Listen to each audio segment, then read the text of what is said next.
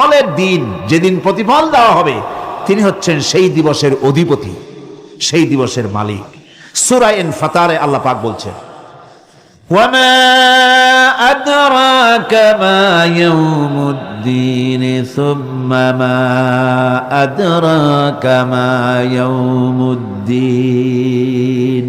বিচারের দিনটি কি তা তোমাকে কে জানালো? আবার জিজ্ঞেস করছি, তোমাকে কে জানালো বিচারের দিনটা কি? আল্লাহ পাক জবাবে বলছেন, বিচারের দিনটা হচ্ছে ইয়াউমা লা তামলিকু নাফসুন লিনাফসিন শাইআন ওয়াল আমরু ইয়াউমা ইযিন লিল্লাহ। বিচারের দিন হচ্ছে এমন দিন যেদিন কেউ নিজেকে রক্ষা করতে পারবে না, কারো থেকে কেউ নিজেকে রক্ষা করতে পারবে না, নিজেকে কেউ নিজের জন্য কাউকে সাহায্যকারী পাবে না। সমগ্র ব্যাপারটি নিরঙ্কুশভাবে আল্লাহ রাব্বুল আলামিনের হাতে থাকবে। সেই দিনটার নাম কিয়ামত, সেটার নাম পরকাল, সেটার নাম হচ্ছে বিচারের দিন। যেদিন কর্তৃত্ব হবে কেবলমাত্র কার? আল্লাহ পাকের। সেই দিনটা হচ্ছে কর্মফল পাওয়ার দিন।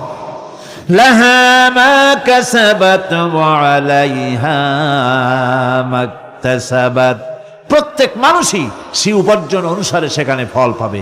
যেমন কর্ম তেমন ফল পাবে, ব্যক্তি হিসাবে পাবে, দল হিসাবে পাবে। তিলকা উম্মাতুন ক্বাদ খালাত লাহা মা কাসাবাত ওয়া লাকুম মা কাসাবতুম ওয়া লা তুসআলুনা আম্মা ইয়ামালুন। প্রত্যেক মানুষই তার উপার্জন অনুসারী ফল পাবে। যা সে পাবে তা নিজের উপার্জন ছাড়া আর কিছুই না, আর যে ফল পাবে সেটাও তার উপার্জন। সুতরাং কিয়ামতের দিন আল্লাহ মানুষের উপরে কোনো জুলম করবেন না, অত্যাচার করবেন না। আল্লাহ পাক তো তার বান্দার জন্য জুলুমকারী নন, ঠিক কিনা? আল্লাহ পাক বলছেন, মান আমিলা সালিহান ফালিনাফসিহি ওয়া মান আসাআ ফাআলাইহা ওয়া মা রাব্বুকা বিযাল্লামিন লিল আবিদ। যে ব্যক্তি পুণ্য কাজ করলো সে নিজের কাজে নিজের স্বার্থেই তা করলো। আমরা যে নামাজ পড়ি এটা কি আল্লাহর স্বার্থ? কথা কন, আল্লাহর স্বার্থ? সারা পৃথিবীর সমস্ত মানুষ যদি আল্লাহরে সেজদা দেয়, আল্লাহর ক্ষমতা আরো কিছু কালের জন্য বাড়বে নাকি? সমস্ত মানুষ যদি আল্লাহকে অস্বীকার করে, বিদ্রোহী ঘোষণা করে, বিদ্রোহ ঘোষণা করে, তাতে কি আল্লাহর ক্ষমতা শেষ হয়ে যাবে? নাউযুবিল্লাহি মিন যালিক। যেমন ছিলেন তেমনই থাকবেন। সুতরাং আমরা যা করি, আমরা নামাজ পড়ি নিজেদের জন্যে, আল্লাহকে খুশি করার জন্য, কিন্তু কল্যাণটা আমার। কল্যাণটা কার? আমার। রোজা, হজ, যাকাত, তেলাওয়াত যা করি সব আল্লাহকে খুশি করার জন্য, কিন্তু স্বার্থ পুরাটাই আমার, আমার কল্যাণের জন্যই আমি করি। এবং আল্লাহ হচ্ছেন তিনি তোমাদের রব। ওমা রাব্বুকা বিযাল্লামিন লিল আবিদ। তোমাদের রব হচ্ছেন তিনি যিনি বান্দাদের উপরে কখনো অত্যাচার করেন না, জুলম করেন না, মেহেরবানি দিয়ে যিনি ছেয়ে রাখেন, তিনি হচ্ছেন আল্লাহ পাক। সুতরাং সেই কিয়ামতের মাঠে আল্লাহ পাকের দরবারে আমাদের সকলকেই উঠতে হবে। আল্লাহ পাকের দরবারে আমাদের সামনে, আল্লাহ পাকের সামনে দাঁড়াতে হবে। সেদিন আমাদেরকে কেউ বাঁচাতে পারবে না। সেদিন আল্লাহ পাক এর দরবারে যেন আমরা আসামি না হই, সেজন্য এই পৃথিবীতে কোরআন অনুযায়ী আমাদের জীবন গড়তে হবে, সুন্নাহ অনুযায়ী জীবন গড়তে হবে। তাহলে পরকালে আল্লাহ পাকের কাছে নাজাত পাওয়া যাবে। বড় কঠিন জায়গা, বড়ই কঠিন জায়গা। আপনি ইউরোপে যান, আমেরিকায় যান, যেখানেই যান না কেন, বিদেশে গেলে সেখানে বন্ধু বান্ধব আছে, ফরেন কারেন্সি সংগ্রহ করে যেতে হয়। আর যদি বন্ধু বান্ধব না থাকে তাহলে ফরেন কারেন্সি তো সংগ্রহ করে নিয়ে যাবেনি, সেটা দিয়ে আপনার উপকার হবে। কিন্তু এমন একটা দেশে আমরা যাব, আমাদের সকলকে যেতে হবে। ওই দেশটার নাম কি? পরকাল। ওটার নাম কি? পরকাল। ওই পরকালে আমরা যে উঠবো, সেখানে কোনো আত্মীয় স্বজন মিলবে না। আল ইয়াউমা লা ইয়ানফাউ মালু ওয়ালা বানুন। ধন, সন্তান, সন্ততি, সম্পদ কোনো কাজে লাগবে না কিয়ামতের মাঠে। সেদিন আমাদেরকে উঠতে হবে খালি হাতে। সেখানে উঠতে হবে, কোনো ফরেন কারেন্সি দিয়ে কাজ হবে না, বন্ধু বান্ধব মিলবে না, কারেন্সিও মিলবে না।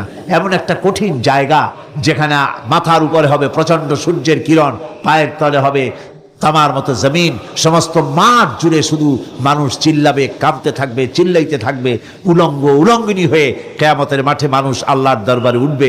হযরত আয়েশা সিদ্দিকা রাদিয়াল্লাহু তাআলা আনহা বলেছেন, হে রাসূল, তাহলে কি মানুষের শরম করবে না?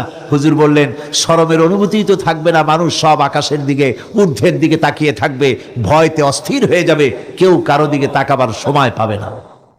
এমন একটা বিভীষিকাময়, এমন একটা বিরাট জায়গায়, কঠিন জায়গায় আমাদের সকলকে উঠতে হবে। যাওয়ার আগে আল্লাহ পাক স্মরণ করিয়ে দিচ্ছেন, সূরা ফাতিহা প্রত্যেক নামাজে আমাদের স্মরণ করিয়ে দেয়, তিনি শুধু রহমান রহিমই নন, তিনি মালিক ইয়াউমিদ্দিন। তিনি কিয়ামতের দিন মানুষের বিচার করবেন। সে বিচারের মধ্যে পক্ষপাতিত্ব থাকবে না, সে বিচারটা বড় কঠিন হবে। কারো পয়সা যদি মারেন, কারো হক যদি নষ্ট করেন, তাহলে প্রতিটা পয়সার জন্য 70 রাকাত কবুল নামাজের সওয়াব দিতে হবে কিয়ামতের মাঠে। বাঁচা যাবে না সেদিন, উপায় হবে না। আল্লাহ পাক যার প্রতি রহম করবেন তিনি ছাড়া আর বাঁচার কোনো পথ থাকবে না। সেই জন্য ওই পরকালের মাঠে কিয়ামতের দিন আল্লাহ পাকের দরবারে আমরা যেন আল্লাহর খাঁটি বান্দা হয়ে উঠতে পারি, এই জীবন যাপনের তৌফিক আল্লাহ পাক যেন আমাদের দান করেন। আমরা সবাই বলি আমিন, সকলে বলেন আমিন। الذين إن مكناهم في الأرض أقاموا الصلاة وآتوا الزكاة وأمروا بالمعروف ونهوا عن المنكر। মুসলমানেরা যদি ক্ষমতায় যায়, দিনদার ইমানদার লোকেরা যদি ক্ষমতায় যায়, 4খানা কাম করবে। জোরে বলেন কয়খান? প্রথম নম্বরে নামাজ কায়েম করবে, 2 নম্বরে যাকাত আদায় করবে, 3 নম্বরে ভালো ভালো কাজের আদেশ করবে, আর 4র্থ নম্বরে কি করবে? সমস্ত খারাপ কাজগুলি 2 হাত দিয়ে তারা বাধা দেবে। বাধা দেবে কি দিয়ে? হ্যাঁ, এইবার দেখা যাচ্ছে কয়েকজনে বলছে, বেশি লোকে ভয় পাইছে। বাধা দেবে কি দিয়ে? হ্যাঁ, এই 2 হাত দিয়ে বাধা দিতে হবে। এই কথাটা কে বলেছেন? না না, আল্লাহ বলেন না। আন্দাজে মারলে হইব নাকি? বুঝে শুনে জবাব দিতে হবে। 2 হাত দিয়ে বাধা দিতে হবে। কথাটি কার? রাসূল করিম সাল্লাল্লাহু আলাইহি ওয়াসাল্লামের। মান রা মিনকুম মুনকারান ফালিয়ুগাইয়িরহু। 2 হাত দিয়ে বাধা দাও, 2 হাত দিয়ে অন্যায়ের প্রতিরোধ করো। আমরা করি না। এই সরকারের আমলে সিনেমার যত ন্যাংটা ছবি রাস্তায় রাস্তায় টানানো, আমি জিজ্ঞেস করতে চাই, এত নোংরা ছবি বাংলার ইতিহাসে কোনদিন টানানো হয়েছে কিনা? একজন সরকার, একটা সরকার প্রধান নারী, একজন নারী সরকার প্রধান, আর তার সময় নারীরা সবচাইতে বেশি লাঞ্ছিত আর ধর্ষিতা হলো। ভালো কাজের আদেশ দাও, অন্যায় কাজ থেকে ফিরাও। রমজান মোবারক আসতেছে, চট্টলার সিংহ পুরুষেরা হাত মজবুত করো, সিনেমার পোস্টার ছেড়ে আন্দোলন শুরু করে দাও। কোন সিনেমায় নগ্ন ছবি থাকতে পারবে না, কোন রাস্তায় নগ্ন ছবি থাকতে পারবে না।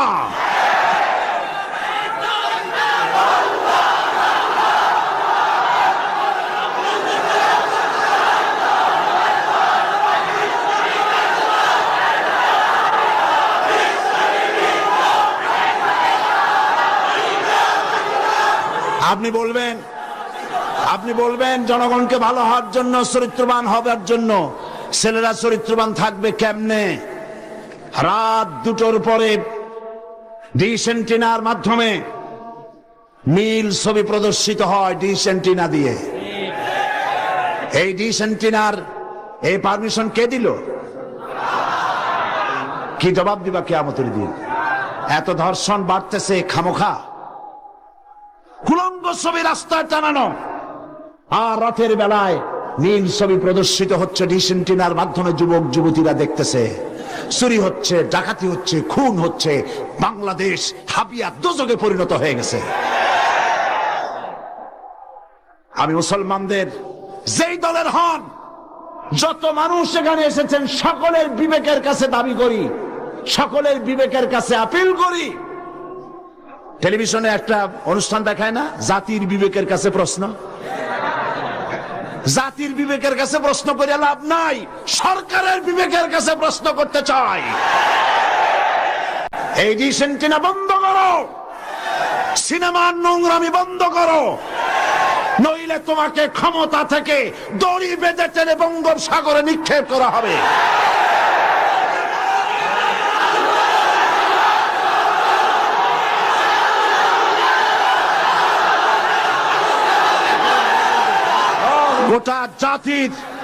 গোটা জাতির চরিত্র নষ্ট করা হচ্ছে। আপনারা যদি ঘুমায় থাকেন, জাতিকে বলছি, যেই দল করেন, আপনি যদি ঘুমায় থাকেন, আপনার ঘরের ভিতরে আপনার সন্তান ধর্ষক হবে, আপনার মেয়ে নষ্ট হবে, ভ্রষ্ট হবে। গোটা জাতি ইউরোপ আমেরিকার চাইতে নোংরামি, নষ্টামি, ভ্রষ্টতার ভিতরে ডুবে যাবে গোটা দেশ। এখনো সময় এসেছে, রুখে দাঁড়াও, রুখে দাঁড়াও। ঈমান বাঁচাবার লক্ষ্যে, দেশ বাঁচাবার লক্ষ্যে। ও আমার জাতি, ফিরে এসো, ঈমানের বলে বলিয়ান হও। ইন্না কায়দা শায়তানি কানা দাঈফা, শয়তানের চক্রান্ত আসলেই দুর্বল। বাড়িওয়ালার শক্তি বেশি না চোরের শক্তি বেশি? আপনারা বাড়িওয়ালা। অন্যায় কাজের প্রতিরোধ, ভালো কাজের আদেশ, এই কাজটা রাসূলুল্লাহ করেছিলেন। আপনারা দেখেন, আমাদের দেশে মসজিদেও লোক ভরা,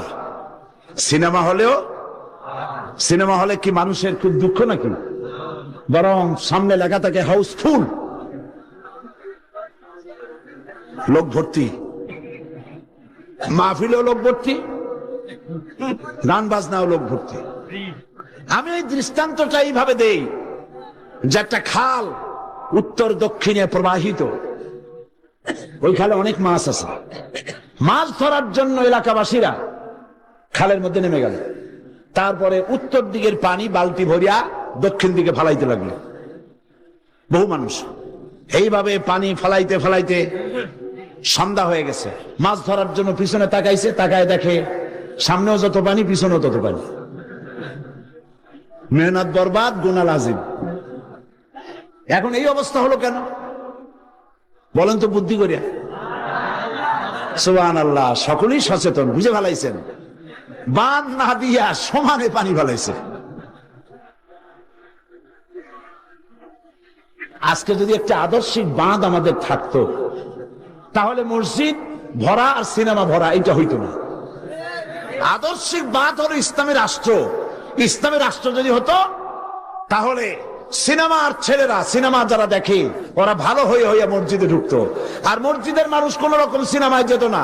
যত খারাপ ভালো হতো, যত খারাপ তত ভালো হতো। হতে হতে উত্তর দিকে তাকায় দেখা যেত খারাপ একটাও নাই, সব ভালো হয়ে গেছে। রাসূলুল্লাহ এটাই করেছে, আল্লাহর নবীরা এটাই করেছিলেন। এবং এই পদ্ধতি দিয়ে ওই আমরুহুম বিল মারুফ ওয়া ইয়ানহাহুম আনিল মুনকার, ভালো কাজের আদেশ করতেন, অন্যায় কাজ থেকে দুই হাতে ফিরে হাত দিয়া বাধা দিতেন। ফিরতে হবেই। আজকে এই কাজটি করার পর রাসূল করিম সাল্লাল্লাহু আলাইহি ওয়াসাল্লাম তার যুগে 10 বছর এটার উপরে শাসন করলেন। আল্লাহ পাক বলেছেন, এই কাজটা করলেই তোমরা মুক্তি পাবে, কল্যাণ পাবে। এই কি কাজ? ভালো কাজের আদেশ, অন্যায় কাজের নিষেধ। এই কাজটা করলেই তোমরা কি পাবে? কল্যাণ পাবে। তোমাদের রাষ্ট্র কল্যাণ রাষ্ট্রে পরিণত হয়ে যাবে। ওয়াদা কার? এবার দেখেন, 10টি বছর নবীজি রাষ্ট্র পরিচালনা করার পর ইন্তেকাল করলেন। হযরত আবু বকর রাদিয়াল্লাহু তাআলা আনহু তিনি আজ রাষ্ট্রপ্রধান হয়েছেন। হযরত আবু বকর রাষ্ট্রপ্রধান হয়ে হযরত ওমর রাদিয়াল্লাহু তাআলা আনহুকে তিনি বিচারক বানালেন। হযরত আবু বকর হচ্ছেন রাষ্ট্রপ্রধান, হযরত ওমর হলেন কি? বিচারক। 1 বছর পূর্ণ হয়ে গেছে। ঐতিহাসিকরা লিখছেন, লক্ষ্য করুন, আমারু বিল মারুফ নাহি আনিল মুনকারের সুফল লক্ষ্য করুন। হযরত ওমর 1 বছর বিচারালয় দায়িত্ব পালন করলেন জাস্টিস হিসেবে। ফামাকাসা আমান ফালাম ইয়াখতাসিম ইলাইহি ইসনান। ঐতিহাসিকরা লিখছেন 1 বছর পূর্ণ হয়ে গেল হযরত ওমরের আদালতে 2 জন লোক এমন আসলো না যে একজন আরেকজনের বিরুদ্ধে কোনো মামলা দায়ের করেছে। সুবহানাল্লাহ কইতে ইচ্ছে করে না? এমন একটা লোক এসে একটা মামলা দায়ের করে নাই। পৃথিবীতে কি কোনো দৃষ্টান্ত আছে যে 1 বছরের মধ্যে কোনো মামলা দায়ের হয় না? হযরতে ওমর আবু বকর রাদিয়াল্লাহু তাআলা আনহুর কাছে এসে বলছেন, মা হাজাতা বি ইনদা কওমিন মুমিনিনা ইয়া খলিফাতা রাসূলিল্লাহ সাল্লাল্লাহু আলাইহি ওয়াসাল্লাম। হে রাসূলের খলিফা, এই কওমের জন্য বিচারপতির দরকারটা কি? তিনি জিজ্ঞেস করছেন, লিমাযা, কেন তুমি আমাকে এই প্রশ্ন করছো?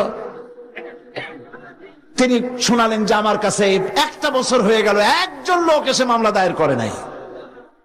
হযরত আবু বকর বলছেন, এর কারণ হিসেবে তুমি কি মনে করো? কি কারণে তোমার কাছে কোনো বিচার আসলো না, একটা মামলাও দায়ের হলো না 1 বছরে? কারণটা কি? এবার শোনেন, কারণ বলছেন।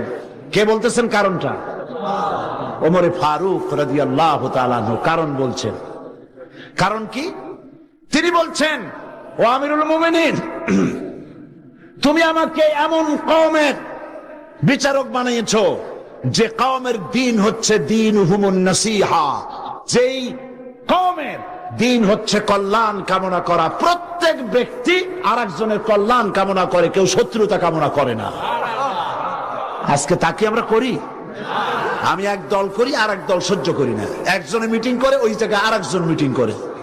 একজন রাজনীতি করে, তার রাজনীতি সহ্য হয় না বলে 5 ট্রাক ময়লা ফালাই দিয়ে আসে। সে যুগে তারা কল্যাণ কামনা করে, আর আজকের যুগে কি করে? কল্লা কামনা করে। অমুকের কল্লা খুলে নেব আমরা। এখন কল্লা কামনা করা হয়, আর তখন কল্যাণ কামনা করা হতো। দীনুহুমুন নাসিহা ওয়া মানহাজুহুমুল কুরআন। এই জাতির মানহাজ, তাদের উদ্দেশ্য, তাদের লক্ষ্য, তাদের কনস্টিটিউশন, তাদের সংবিধান হচ্ছে কি? আল কোরআন। ওয়া আমালুহুম আল আমরু বিল মারুফ ওয়া নাহি আনিল মুনকার। আর এই কওমের কাজ হচ্ছে আমল, তাদের কাজ হচ্ছে ভালো কাজের আদেশ করে বেড়ানো, আর যার সামনে অন্যায় হয় 2 হাতে বাধা দিয়ে অন্যায় ফিরায় দেয়। সুবহানাল্লাহ। ওয়া আমালুহুম আল আমরু বিল মারুফ ওয়া নাহি আনিল মুনকার। এখানেই শেষ নয়। ও আমিরুল মুমিনিন, আপনি আমাকে এমন এক কওমের বিচারক বানিয়েছেন যেই কওমের জনগণের অবস্থা কি জানেন? ওয়াইদা আহাদুহুম মারিদু আদুহু।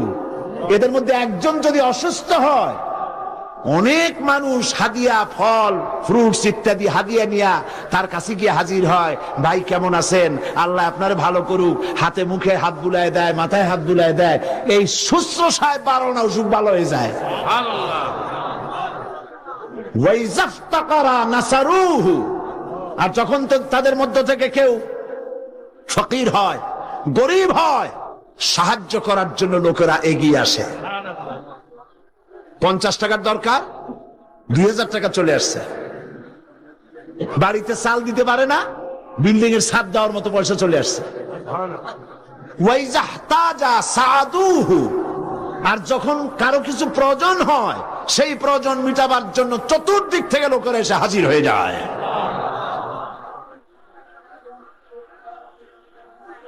কুল্লু ওয়াহিদিন মিনহুম ইয়ারিফু হাদ্দাহু ফায়াকিফু ইনদাহু। এর প্রত্যেক ব্যক্তি তার নির্ধারিত সীমা চেনে। যেখানে আল্লাহ রাব্বুল আলামিন যে জিনিসকে হারাম করেছেন, ওই হারামের বর্ডারে গিয়ে দাঁড়ায় যায়, হারামকে ক্রস করে না। ফায়াকিফু ইনদাহু, সেখানে দাঁড়িয়ে যায়। ফাফিমা হুম ইয়াখতাসিমুনা ইলাইয়া ইয়া খলিফাতা রাসূলিল্লাহ সাল্লাল্লাহু আলাইহি ওয়াসাল্লাম। সুতরাং এই জাতির জন্য বিচারকের দরকারটা কি? খামোখা সারাদিন আমি বসে থাকি, বিচারকের কোনো দরকার নাই। আহারে সুবহানাল্লাহ বলতে পারলেন না? রাসূলুল্লাহ এই সমাজ তৈরি করেছিলেন। এই সমাজ জাতীয়তাবাদ, উগ্র জাতীয়তাবাদের মধ্য দিয়ে, সমাজতন্ত্রের মধ্য দিয়ে, ধর্ম নিরপেক্ষ মতবাদের মধ্য দিয়ে আল্লাহর কসম এই সমাজের চেহারা আপনারা দেখতে পারবেন না। এই সমাজ যেটা রাসূলুল্লাহ করেছিলেন, সেই সমাজ যদি চান, এই সমাজ ভাঙতে হবে, নতুন সমাজ গড়তে হবে। দেন স্লোগান, এই সমাজ ভাঙতে হবে, নতুন সমাজ গড়তে হবে। এ সমাজকে ভেঙে দিয়ে, এই সমাজ ভেঙে দিয়ে নতুন যে সমাজ হবে, সেই সমাজ উগ্র জাতীয়তাবাদের সমাজ নয়, সমাজতন্ত্রের সমাজ নয়, ধর্ম নিরপেক্ষতাবাদের সমাজ অবশ্যই নয়। সেই সমাজ হবে আল্লাহ রাব্বুল আলামিনের দেওয়া, রাসূলের দেওয়া ইসলামী সমাজ। এই ধরনের একটি সমাজ কি আপনারা চান? এই ধরনের সমাজ কি চান?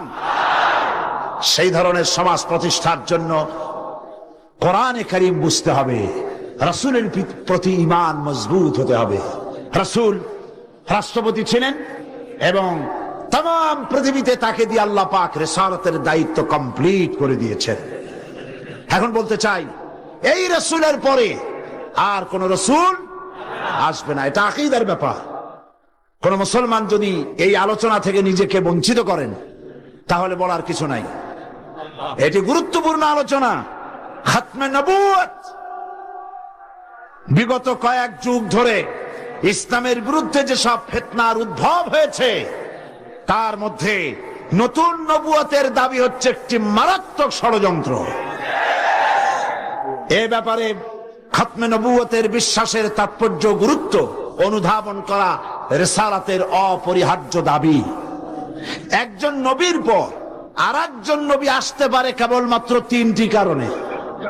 বোঝেন ভালো করে, একজন নবীর পরে আর একজন নবীর আসার কারণ হতে পারে মাত্র তিনটি। কয়টি? এক, প্রথম নবীর শিক্ষা বিলুপ্ত হয়ে গেছে এবং তা পুনর্বার পেশ করা প্রয়োজন, এই জন্য একজন নবী আসা দরকার। রাসূলুল্লাহর শিক্ষা কি বিলুপ্ত হয়েছে? রাসূলুল্লাহর শিক্ষা বিলুপ্ত হয়নি, চির অম্লান হয়ে আছে। নতুন নবীর প্রয়োজন নাই। দুই, প্রথম নবীর শিক্ষা পূর্ণাঙ্গ নয় এবং তার শিক্ষা সংশোধনের বা পরিবর্তনের প্রয়োজন, এজন্য নতুন একজন নবীর প্রয়োজন। রাসূল করিম সাল্লাল্লাহু আলাইহি ওয়াসাল্লামের শিক্ষা কি পূর্ণাঙ্গ নয়? তা কি সংশোধন এবং পরিবর্তনের কোনো প্রয়োজন আছে? তিন, প্রথম নবীর শিক্ষা একটি জাতির জন্য সীমাবদ্ধ, অন্যান্য জাতির জন্য আর একজন নবী দরকার। রাসূল করিম সাল্লাল্লাহু আলাইহি ওয়াসাল্লাম কি শুধু একটি জাতির নবী? রাসূল করিম সাল্লাল্লাহু আলাইহি ওয়াসাল্লাম হচ্ছেন বিশ্ব নবী। সুতরাং তার নবুয়তের পরে নতুন কোন নবীর আমদানির কোনো প্রয়োজন নাই। রাসূল করিম সাল্লাল্লাহু আলাইহি ওয়াসাল্লামের নবুয়ত শেষ, এরপরে আর কোন নবী? কোরআনে কারীমের চূড়ান্ত দলিল শুনুন। মা কানা মুহাম্মাদুন আবা আহাদিম মির রিজালিকুম ওয়ালাকির রাসূলুল্লাহি ওয়া খাতামান নাবিয়্যিন। মুহাম্মদ সাল্লাল্লাহু আলাইহি ওয়াসাল্লাম তোমাদের কোন পুরুষদের পিতা নন, বরং তিনি আল্লাহর রাসূল এবং নবীগণের পরিসমাপ্তকারী, আর আল্লাহ সর্ববিষয়ে মহাজ্ঞানী। এই খাতামান নবিয়্যিন, খাতাম শব্দের উল্লেখ করে নবুয়তের দুয়ার চিরকালের জন্য আল্লাহ পাক বন্ধ করে দিয়েছেন।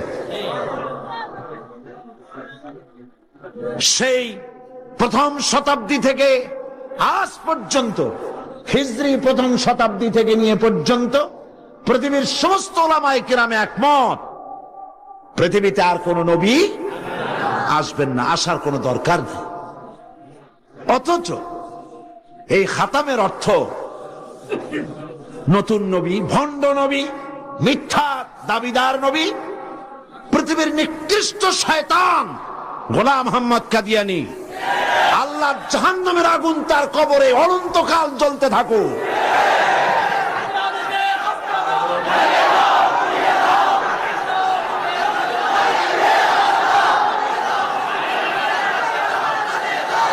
পবিত্র কোরআন মাজিদে খাতাম শব্দের অর্থকে সে বিকৃত করেছে। সে বলেছে খাতামুন নবিয়্যিন এর অর্থ হচ্ছে আফজালুন নবিয়্যিন। ওর বাপের মাথা। সে বলেছে আরো নবী আসতে পারে। আমি তার লেখা থেকে কোট করছি। গোলাম मोहम्मद कादियानी बोलছে ये बात बिल्कुल रोज रोशन की तरह साबित है कि आ हजरत सल्लल्लाहु अलैहि वसल्लम के बाद नबूवत का दरवाजा खुला है। দিবালোকের মতো এটা সত্য যে মুহাম্মদ সাল্লাল্লাহু আলাইহি ওয়াসাল্লামের পরে নবুয়তের দরজা খোলা আছে। शारो बोलছে उन्होंने यानी मुसलमानों ने यह समझ लिया है कि खुदा के खजाने खत्म हो गए। उनका यह समझना खुदा ताला की कदर की ही ना समझने की वजह से है, वरना एक नबी क्या मैं तो कहता हूं कि हजारों नबी होंगे। শয়তান কোথাকার। সে বলছে যারা বলে অর্থাৎ মুসলমানেরা বলে আর কোন নবী আসবে না, এই কথা বলে তারা আল্লাহর ক্ষমতাকে সীমাবদ্ধ করতে চায়। আমি তো বলি এক নবী কেন হাজার হাজার নবী আসতে পারে। তার বই আনোয়ারে খেলাফত 62 পৃষ্ঠা, সেখানে সে লিখছে अगर मेरी गर्दान के दोनों तरफ तलवार भी रख दी जाए बाद और मुझे कहा जाए कि तुम ये कहो कि हजरत सल्लल्लाहु अलैहि वसल्लम के बाद कोई नबी नहीं आएगा, तो मैं उसे जरूर कहूंगा कि तू झूठा है, कज्जाब है, आपके बाद नबी आ सकते हैं और जरूर आ सकते हैं। সে বলছে আমার গর্দানের দুই দিকে যদি তরবারি ধরা হয় আর যদি বলা হয় যে নবী আর আসবে না মুহাম্মদ সাল্লাল্লাহু আলাইহি ওয়াসাল্লামের পরে, আমার গর্দান উড়ে যেতে পারে, তারপরে আমি বলবো মুহাম্মদ সাল্লাল্লাহু আলাইহি ওয়াসাল্লামের পরে আরো নবী আসতে পারে। এবার ধরুন গোলাম মোহাম্মদ কাদিয়ানী তার বইয়ের মধ্যে লিখছে कुल मुसलमान जो हजरत मसीह मऊद की बायात में शामिल नहीं हुए, खा उन्होंने हजरत मसीह मऊद का नाम भी नहीं सुना, वो काफिर है और दायरा इस्लाम से खारिज है। গোলাম মোহাম্মদ কাদিয়ানী তার আয়নায়ে সাদাকাত বইয়ের মধ্যে লিখছেন যে গোলাম মোহাম্মদকে যারা নবী মানে না অথবা তার নাম যারা শোনে নাই তারাও কাফের। নাউযুবিল্লাহি মিন যালিক। এরপরে শারও লিখছে মুসলমানদের ছেলে মেয়েরাও কাফের। তার বই আনোয়ারে খেলাফত 93 পৃষ্ঠা লিখছে अगर किसी गैर अहमदी का छोटा बच्चा मर जाए तो उसका जनाजा क्यों नहीं पढ़ा जाए, वो तो मसीह मऊद का मुनकर नहीं। मैं ये सवाल करने वाले से पूछता हूं कि अगर ये बात दुरुस्त है तो फिर हिंदुओं और ईसाइयों के बच्चों का जनाजा क्यों नहीं पढ़ा जाता है। দেখছেন কত বড় উল্লুক। সে বলছে যে মুসলমানদের বাচ্চাদের জানাজা পড়া যাবে না কেন, প্রশ্ন করা হয়েছে তাকে। সে বলছে যে মুসলমানদের জানাজা কেন পড়বো, মুসলমানদের বাচ্চাদের জানাজা কেন পড়বো, হিন্দু এবং খ্রিস্টানদের বাচ্চাদের তো আমরা জানাজা পড়ি না, সুতরাং মুসলমানদের বাচ্চারাও যখন ঈসাই আমাদেরকে যখন মানে না, গোলাম মোহাম্মদকে নবী মানে না, সুতরাং সেও কাফের, তার জানাজা পড়া যাবে না। এইভাবে তার বইপত্রের মধ্যে অনেক কথা সে লিখেছে। এমনকি কথাও লিখেছে যে আমি স্বপ্নে দেখেছি আল্লাহ আমার সামনে এক যুবকের রূপ ধারণ করে এসেছেন আর আমি এক যুবতী নারী হিসেবে তার সামনে দাঁড়ালাম, তিনি রাতে আমাকে ব্যবহার করলেন এবং তার দ্বারা আমি গর্ভবতী হয়ে আমি ঈসা মসিহে রূপান্তরিত হলাম। নাউযুবিল্লাহ। এই শয়তানের কবরে দোজখের আগুন জ্বলুক। ওকে যারা নবী বলে মানে তারা কাফের।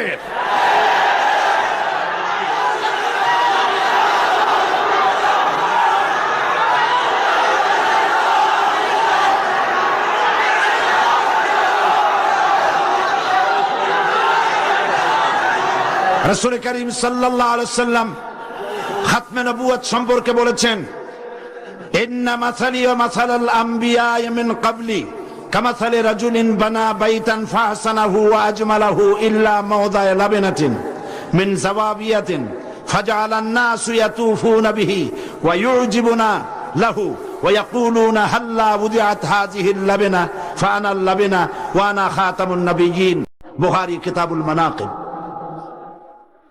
আল্লাহর নবী বলেন একটি বিল্ডিং, সেই বিল্ডিং এর ভিতরে যদি একখানা ইটের অভাব থাকে তাহলে প্রত্যেকের চোখে ধরা পড়বে একখানা ইট নাই।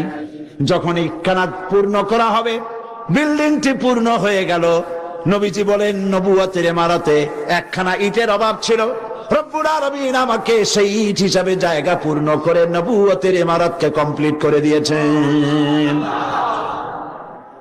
قال رسول الله صلى الله عليه وسلم أن الرسالة والنبوة قد انقطعت فلا رسول بعدي ولا نبوة। রাসূল করিম সাল্লাল্লাহু আলাইহি ওয়াসাল্লাম বলেছেন রিসালাত এবং নবুয়তের দরজা কাট হয়ে গেছে, নতুন করে কোন নবী বা রাসূল পৃথিবীতে আর আসবে না। قال النبي صلى الله عليه وسلم لو كان بعدي نبي لكان عمر بن الخطاب رضي الله تعالى عنه। আমার পরে যদি কেউ নবী হতো অবশ্যই ওমরকে আল্লাহ পাক নবী বানায় দিতেন। قال رسول الله صلى الله عليه وسلم لا نبي بعدي ولا أمة بعد أمتي। আমার পরে আর কোন নবী নাই, আমার উম্মতের পরে আর কোন উম্মত নাই।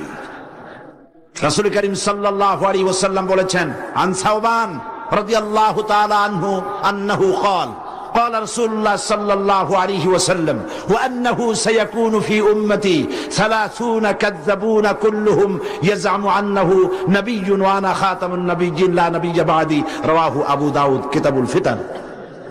আবু দাউদ শরীফে এসেছে রাসূল করিম সাল্লাল্লাহু আলাইহি ওয়াসাল্লাম বলেছেন আমার পরে 30 জন মিথ্যাবাদী নবুয়তের দাবি করবে, মিথ্যাবাদী, কাযযাব, দাজ্জাল। অথচ আমার পরে আমি শেষ নবী, আমার পরে আর কোন নবী আসবে না। রাসূল সাল্লাল্লাহু আলাইহি ওয়াসাল্লামের জীবনের শেষ ভাগে মুসাইলামা কাযযাব মিথ্যা নবুয়তের দাবি করলো। রাসূলের পরে যদি আর কোন নবী আসার গুঞ্জাইশ থাকতো তাহলে আপনারা বলেন হুজুরের ইন্তেকালের পর সর্বপ্রথম যে যুদ্ধ হলো সেটা তো এই যুদ্ধই ছিল। মুসাইলামা কাযযাবকে গ্রেফতার করার জন্য, তার বিরুদ্ধে যুদ্ধ করার জন্য সমস্ত সাহাবায়ে কেরাম এক হয়ে গিয়েছিলেন।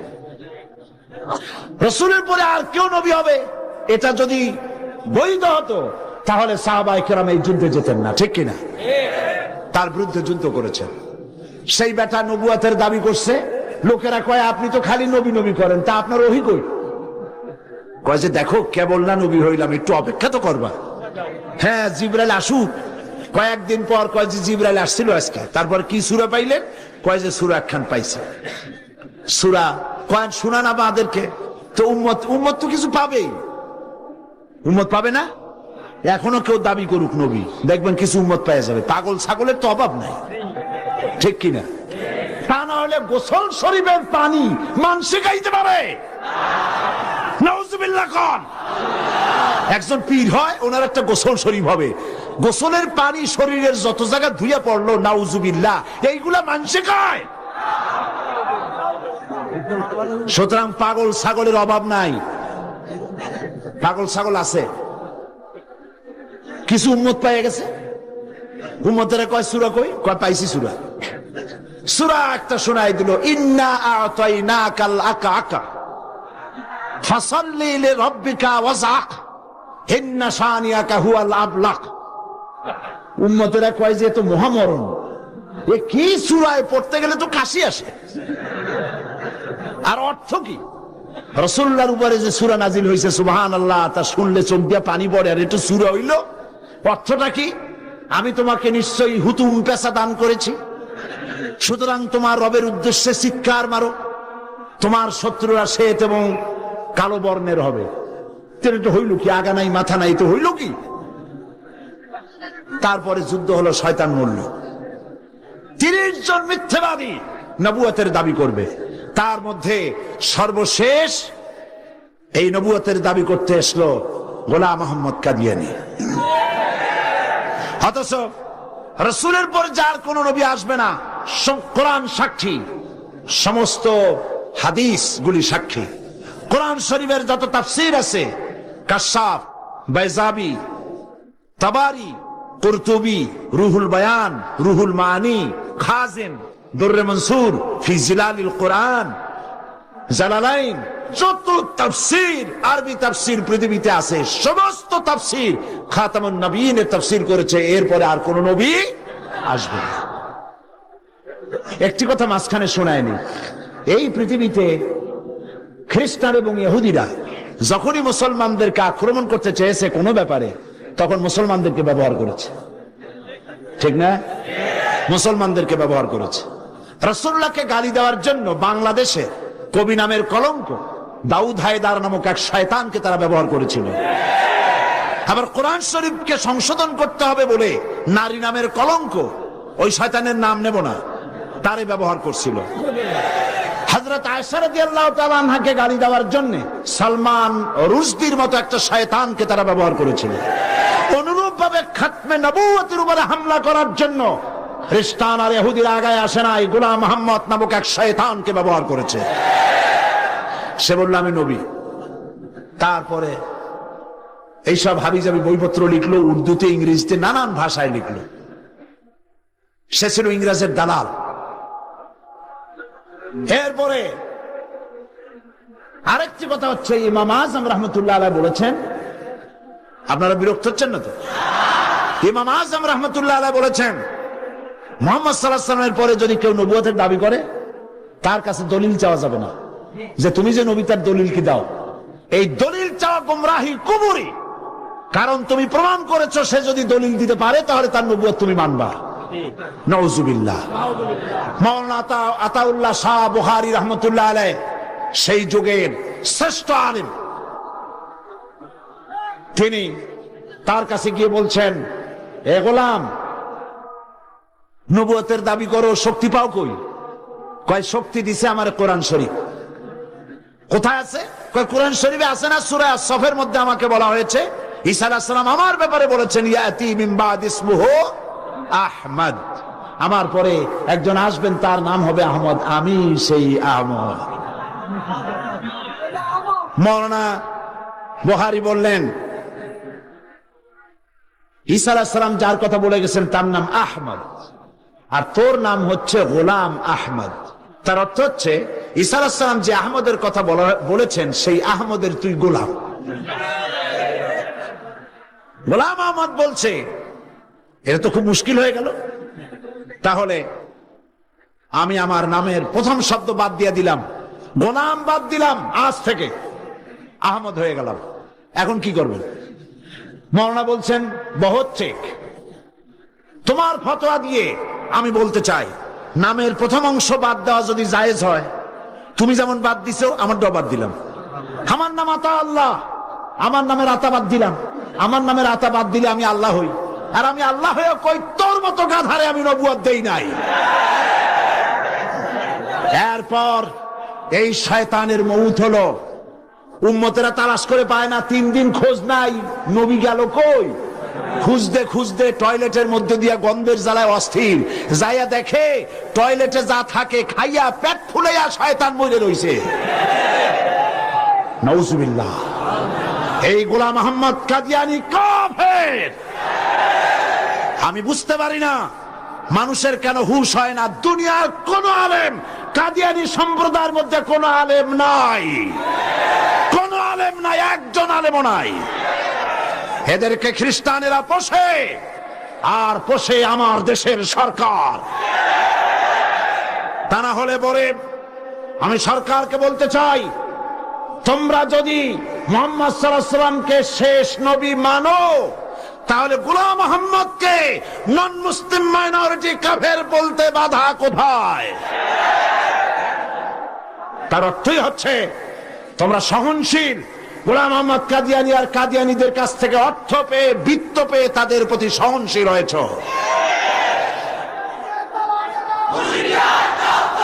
এই পৃথিবীর 18টি মুসলিম দেশ কাদিয়ানীদেরকে নন মুসলিম মাইনরিটি হিসেবে ঘোষণা করেছে। বাংলাদেশকেও করতে হবে। সেই সৌভাগ্য এই পোড়া কপাইলা সরকারের আছে কিনা আমি জানি না। বাংলাদেশের সমস্ত আলেম, সমস্ত পীর সব একমত। হিন্দুরা যেভাবে দেশে বাস করে স্বাধীন নাগরিক হিসেবে, বৌদ্ধ খ্রিস্টানরা যেভাবে বাস করে এবং